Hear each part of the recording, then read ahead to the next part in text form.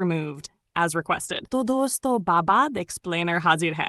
आज मैं एक्सप्लेन करूंगा एक highly anticipatable fantasy horror comedy film जिसका नाम है अथाया ब्लैक के बाद जीवा सर की दूसरी हॉरर मूवी है।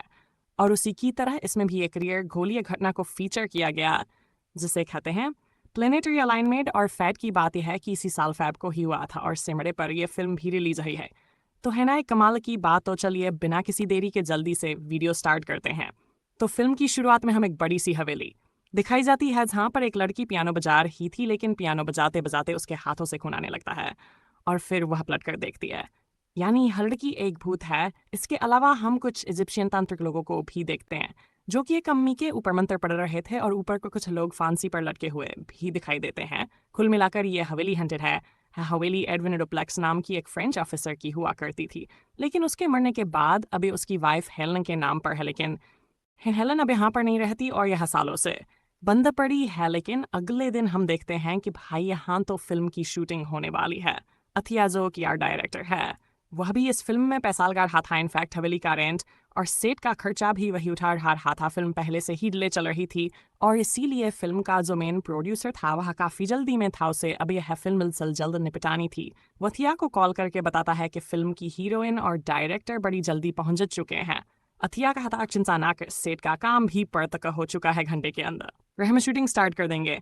तभी उनका एक वर्कर आकर अथिया को बताता है कि हमें एक पुराना पियानो मिला है और उस चलकर देखने के लिए कहता है। फिर अथिया जाकर उस पियानो को देखता है जो कि आधा मिट्टी में से पता चलता है कि पियानो काफ़ी पुराना है और पेरिस मेड है। स्टार्टिंग वाले सीन में वो भूत इसी पियानो को बजा रही थी, लेकिन वो बस विजुअल का पार्ट था। एक्चुअल में पियानो अब निकला, लेकिन इसके निकलते ही हवेली के इसी कोने में एक भूत भी जाग जाता है। खैर अदिया को फिर से प्रोड्यूसर का कॉल आता है। इस बार वो से बताता है कि अभी उससे पता चला है कि हीरो इन डायरेक्टर के साथ शादी करके हनीमून पर निकली। अगर्थ भी सुनकर शॉक्ड हो जाता है कि अरे यार ऐसी भी क्या जल्दी थी उन्हें। लेकिन प्रोड्यूसर का यहाँ पर यह कहना था कि उस हीरोइन के बिना अब वहीं बनाएगा और शूटिंग कैंसिल कर देता है। अतिया उससे काफ़ी रिक्वेस्ट करता है कि सर ऐसा मत कीजिए, मैं बर्बाद हो जाऊंगा। लेकिन प्रोड्यूसर उसकी एक नहीं सुनता और फ़ोन काट देता है। भी अतिया मंगेतर वीना वहाँ पर आती है जो कि शॉपिंग करके आई थी। वो खुश होकर कि तुमने जो मुझे दिए थे वो मैंने सारे खर्च कर दिए और देखो मैं कितना बढ़िया बढ़िया सामान लेकर आई हूँ। इससे तो सेट में 4 चांद लग जाएंगे। अब गतिया तो पहले से ही भरा बैठा था तो फिर वो यह करता है। इसके बाद हमें संत कलंगीनाथ का मंदिर दिखाया जाता है जहां अथिया के डैड, उसका फ्रेंड शंकर और मीना सब फिल्म के बंद होने से परेशान थे।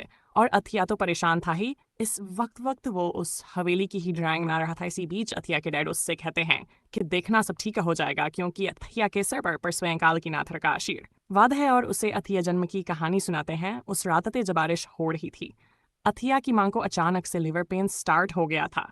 अथिया की डैड उन्हें काट में हॉस्पिटल लेकर जा रहे हैं, लेकिन उनका काट मिट्टी में फंस जाता है। और सामने कालंगल का मंदिर था। अथिया के डेड को कुछ समझ नहीं आता तो अपनी वाइफ को लेकर मंदिर ही चले जाते हैं। तभी वहां पर एक डिवाइन लेडी आती है जो कि अथिया डेड को बताती है कि आपके बच्चे का जन्म एक खास नक्षत्र में होने जा रहा है, इसलिए आपका बच्चा काफी स्पेशल होगा। फिर उस बच्चे की डिलीवरी भी करवाती है, लेकिन बच्चा विकृत और मरा हुआ पैदा होता है। इस पर अथिया के डैड काफी नाराज होते हैं कि भगवान आपने हमारे साथ ऐसा क्यों किया, और निराश होकर अपनी वाइफ को लेकर जाने लगते हैं। लेकिन तभी एक चमत्कार होता है। मूर्ति से तेज लाइट निकलकर अतिया पर पड़ती है जिससे वह जिंदा भी हो जाता है और बिल्कुल ठीक भी हो जाता है। तो ये थी अथिया के चमत्कारिक जन्म की कहानी। Now back to main story. Veena सबको एक आइडिया बताती है कि क्यों ना वो इस हवेली को स्कैरी हाउस में बदलकर खुद का बिजनेस करें। पंजरी के लोग भूतिया का आनी और हंटेड हाउस में काफी इंटरेस्ट रखते हैं, लेकिन स्कैरी हाउस कॉन्सेप्ट यहाँ के लोगों के लिए नया है। यहाँ के लोगों को यह बहुत पसंद आएगा और अगर यह चल पड़ा तो इससे हमारे फंसे हुए पैसे भी निकल आएंगे और बढ़िया कमाई भी हो जाएगी।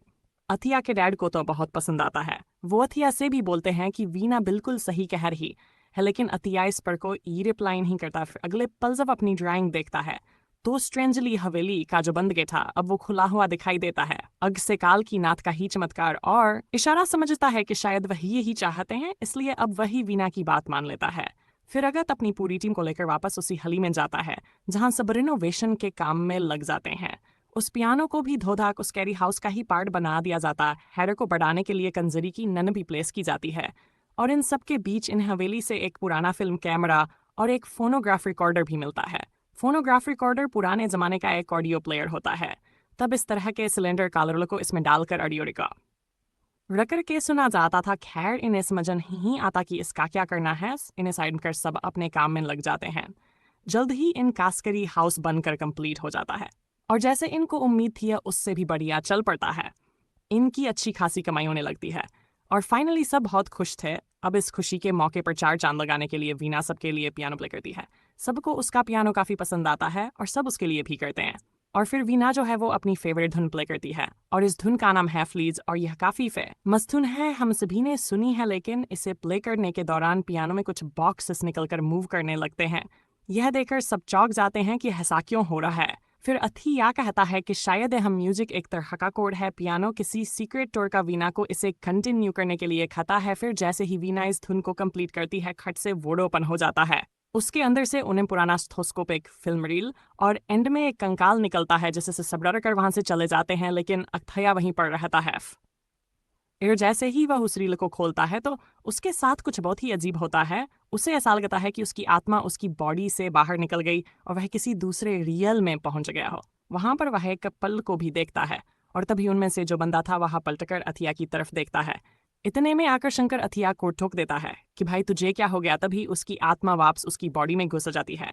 अथिया ये एक्सपीरियंस करके चौंक जाता है कि यह सब क्या था। शंकर को भी यह सब एक्सप्लेन करने की कोशिश करता है लेकिन शंकर को उसकी बातें समझ में ना ही ना आती। अगर आप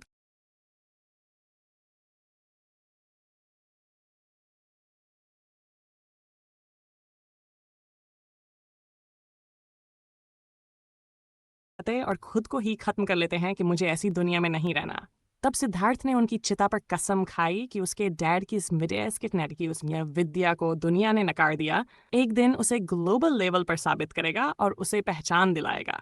फिर सिद्धार्थ को एक फ्रेंच आदमी ने गोद ले लिया और उसे लेकर फ्रांस चला गया। सिद्धार्थ ने वहीं पर सिद्धार्थ टेक्निक को प्रैक्टिस किया और बड़ा होकर फ्रांस का एकमात्र सिद्धार्थ डॉक्टर बन गया। सेकेंड वर्ल्ड वॉर के दौरान जब फ्रेंच आर्मी को बोन कैंसर की समस्या आई तब फ्रेंच कॉन्फ्रेंस में जाकर सिद्धार्थ ने कहा कि वह अपनी सिद्धा टेक्निक से बोन कैंसर की दवाई बना सकता है और वह इतनी पावरफुल होगी कि जो पेशेंट लास्ट स्टेज पर होगा वह भी बिल्कुल ठीक हो जाएगा।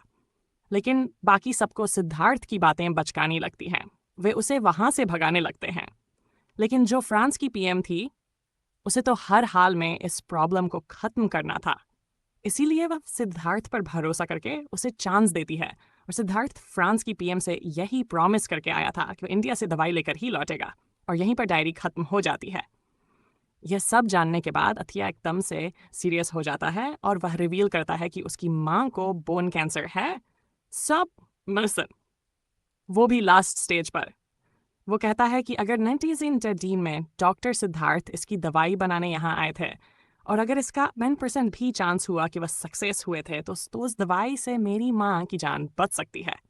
वना कहती है लेकिन हमारे पास इस बात का कोई प्रूफ नहीं है। अथिया कहता है मुझे फर्क नहीं पड़ता। अगर ऐसी कोई दवाई एग्जिस्ट करती है तो मैं उसे पाताल से भी खोज कर लाऊंगा। तभी जैकलिन की आत्मा वहां पर आती है। वह फिर कहती है कि वह आ रहा है और उन्हें वहां से जाने के लिए कहती है। अब इससे पहले कि दोनों को समझ पाते वहां पर सब कुछ फूटने फाटने लगता है।